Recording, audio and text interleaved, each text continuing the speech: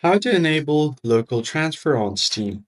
Hey everybody, welcome back to the channel. In today's tutorial, I'll show you guys how you can easily turn on the local transfer on Steam. So the first thing you're going to have to do is go to your Steam application and make sure that you're logged in.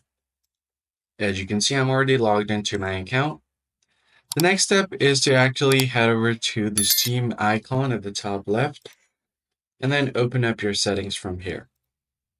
Once your settings is open, you're going to go to the download section right here on the left side of your screen and then scroll down a bit. Here, make sure you toggle this on. Game file transfer or local network. Make sure this is toggled on. And you'll get an extra option here, allow transfer from this device to. You can set this to Steam friends or anyone.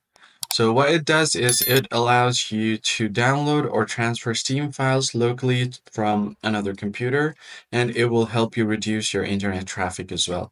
So that's pretty much it, guys. I hope this tutorial was helpful. I'll see you guys on the next one.